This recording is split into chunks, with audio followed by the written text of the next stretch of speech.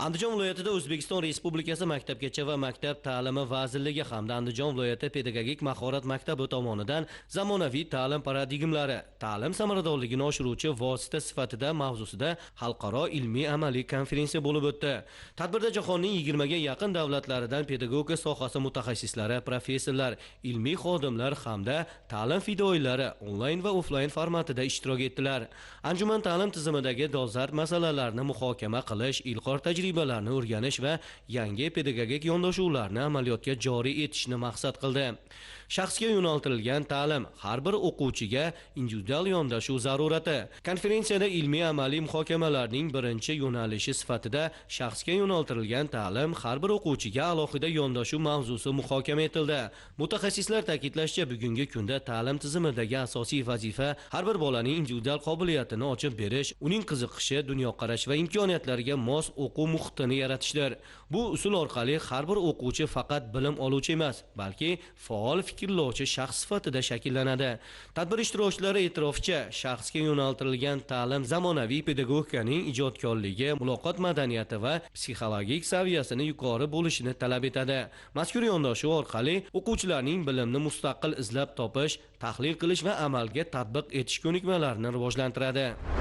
I was incredibly honored to meet the president of Uzbekistan. I can't believe. Ochig'ini aytishim kerak, O'zbekiston ta'limi keyingi yillarda tez sur'atlarda o'sib bormoqda. Bunda albatta davlatingiz rahbarining bu sohaga bergan yuksak e'tibori deb bilaman. Xususan O'zbekiston rahbarining bevosita tashabbuslari bilan prezident va ixtisoslashtirilgan maktablarni tashkil qilingani, bu ta'lim dargohlarini xalqaro standartlar asosida tashkil etilgani, barcha imkoniyatlar yaratilgani alohida tahsinga sazovor. Prezidentning pedagoglarga, o'qituvchi muallimlarga bo'lgan hurmati, g'amxo'rligi yuksak. Men ham bu yil O'zbekiston prezidentining shaxsan o'zlaridan do'stlik ordenini oldim. Bu menga pedagoglarga bo'lgan yuksak e'tibor deb bilaman. Hozirda Andijon shahridagi prezident maktabida o'qituvchilik qilib kelmoqdaman. O'zbekistonga kelganimga 4 yil bo'ldi. Har bir ta'lim dargohida bir-biridan qolishmas imkoniyatlar, sharoitlar yaratilmoqda. Bugungi xalqaro konferensiyaga kelsak, men 7-sinf o'quvchilari bilan dars o'tishda noodatiy yondashuv, mashg'ulotlarga jalb qilish va qiziqarli mavzularni tanlay bilish bo'yicha bilganlarim bilan o'rtoqlashdim. Har bir o'quvchiga alohida yondashuv, tinglovchini qanday mashg'ulotda o'tirganligi, o'zini qiziqishi va bu qanchalik uning muhimligini kuzatish oson bo'ladi. Hozirda nufuzli tashkilotlarning professorlari va o'qituvchilari bilan bir safda ma'ruza qilib, fikr almashayotganligimdan juda ham mamnunman. O'ylaymanki, bu anjuman nafaqat O'zbekiston ta'lim sohasi, balki xalqaro hamkorlikda yo'lga qo'yilgan ishlarimizning ham rivojida muhim bosqichni o'taydi. Good, really practical, really relevant curriculum to our students. Konferensiyaning ikkinchi yo'nalishi sun'iy intellekt va raqamli platformalar mavzusiga bag'ishlandi. Bu bo'limda spikerlar ta'limda raqamli texnologiyalardan foydalanishning afzalliklari, ayniqsa sun'iy intellekt asosidagi interaktiv platformalarning ahamiyati haqida fikr bildirdilar. Sun'iy intellekt IT texnologiyalari nafaqat o'quv materiallarini avtomatik tahlil qilish, balki har bir o'quvchining bilim darajasiga mos tavsiyalar berish imkonini ham yaratadi. Shu bilan birga raqamli platformalar orqali o'qituvchilar darslarni masofaviy va aralash formatda samarali tashkil etish imkoniyatiga ega bo'lmoqdalar. Mutaxassislar ta'kidlashicha, bugungi ta'limda raqamli savodxonlik faqat texnik ko'nikma emas, balki pedagogik mahoratning muhim qismiga aylanmoqda. Shu ma'noda sun'iy intellekt orqali o'qitish usullarini joriy etish kelajakdagi raqobatbardosh ta'lim tizimining asosi bo'ladi. English teacher from school number 1 in Asaka district. Men 15 yildan buyon o'qituvchilik faoliyati bilan shug'ullanib kelaman. Hozirgi kunda Asaka shahrida ingliz tili fanidan dars beryapman.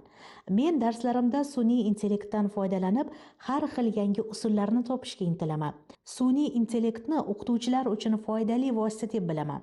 Bu dars jarayonini tashkillashtirishda juda katta yordam bermoqda. O'z navbatida o'quvchilarni o'zlashtirishi va mashg'ulotlarga qiziqishi yanada ortadi. This is very essential nowadays in the educational system. Konferensiyaning asosiy urg'usi asosiy sun'iy intellektga berilyapti. Mana o'zingizlar guvohi bo'lib turibsizlar, 17 dan ortiq davlat qatnashyapti. Finlyandiya, Amerikadan boshlab hozir bizga Rossiya qo'shildi, Belorussiya qo'shildi. Bu to'g'risida har bir davlat ichida hozir sun'iy intellekt bilan ishlash prosessi ketyapti. Kuni kecha yig'ilishda prezidentimiz buni bizga dolzarb vazifa qilib qo'ydi. Har bir yo'nalishlar bo'yicha nafaqat ta'limda, balki meditsina, boshqa yo'nalishlarda ham har bir sohada sun'iy intellektdan keng ko'lamda foydalanish va uni natijakorligini oshirish to'g'risida asosiy mavzu ketgan va hozirgi kunda shu to'g'risida har bir davlat o'zini tavsiyalari va fikr almashishlari bo'lib o'tyapti. Uchinchi sho'ba yig'ilishida ishtirokchilar innovatsion texnologiyalar orqali darsni qiziqarli va samarali tashkil etish mavzusida fikr almashdilar. Bu yo'nalishda ta'kidlanishicha, an'anaviy dars shakllaridan farqli ravishda innovatsion texnologiyalar, multimedia vositalari, STEM usullari, simulyatsiya va gamifikatsiya kabi usullar o'quv jarayonini nafaqat qiziqarli, balki samarali qiladi. Dars jarayonida o'quvchini faol ishtirokchiga aylantirish, uning tafakkurini, ijodkorligini va muammoni hal etish qobiliyatini rivojlantirish zamonaviy o'qituvchining asosiy vazifasidir. Shu nuqtai nazardan tadbir doirasida o'qituvchilar o'z pedagogik mahoratlarini amaliy mashg'ulotlar orqali namoyish etdilar. Ilmning chegarasi yo'q deganlaridek, konferensiya qiziqarli mavzularga boy bo'lyaptiki, bu tadbirda men ham zamonaviy ta'lim strategiyalari xususida ma'ruza qildim. Ushbu ma'ruzamda asosan ta'limdagi ilmiy yondashuv, ta'lim sifatini oshirish maqsadida olib borilayotgan ishlar yuzasidan to'xtalib o'tdim. Bu albatta kelajakda hamkasblarim o'rtasida soha rivojida yangi yutuqlarni qo'lga kiritish imkonini beradi deb o'ylayman. Konferensiyaning yana bir muhim mavzusi zamonaviy o'qituvchi ta'limdagi o'zgarishlarga moslashuv bo'ldi. Bugungi o'qituvchi faqat fan o'qituvchisi emas, balki rahbar, motivator va ilg'or fikrlovchi shaxs bo'lishi kerak. Zamonaviy ta'lim tizimi pedagogdan yangicha fikrlash, raqamli texnologiyalardan erkin foydalanish va talabalarni ilhomlantirish qobiliyatini talab etmoqda. Tadbir doirasida pedagoglarning kasbiy malakasini oshirish, ularning ijtimoiy maqomini yuksaltirish va xorijiy tajribani ommalashtirish masalalariga alohida e'tibor qaratildi. Bu xalqaro konferensiyada ko'plab o'qituvchilar o'zaro tajriba almashib, g'oyalarini tatbiq etmoqda. Men Janubiy Afrikadan kelib, yangi dastur asosida, ya'ni madaniyatlar almashinuv yo'nalishida ko'plab rejalarni tuzib olmoqdaman. O'zbekistonda zamonaviy texnologiyalar asosida ta'lim berish juda keng ommalashgan. Bu meni quvontiradi. Sababi men ham Xonobod shahridagi 1-umumta'lim maktabida o'quvchilarga ta'lim berib kelmoqdaman. Ochig'ini aytaman, mamlakatingiz ta'lim tizimida yangi uyg'onish, rivojlanish va taraqqiyot davri boshlangan. Barcha islohotlar inson qadri uchun yoshlarni ilmga, bilim va kasb-hunarga yo'naltirish ustuvor vazifaga aylangan. O'ylaymanki, bunday anjumanlar faoliyatimizni yangi bosqichga olib chiqishda muhim o'rin tutadi. Ishtirokchilar ta'lim tizimini raqamlashtirish, zamonaviy kadrlar tayyorlash, pedagoglarning malakasini oshirish va ilg'or tajribalarni milliy tizimga tatbiq etish bo'yicha takliflar ishlab chiqdilar. Shuningdek, ta'lim sifatini baholashning yangi mexanizmlari, zamonaviy o'quv dasturlari va kompetensiyaviy yondashuvning ahamiyati haqida fikr bildirdilar.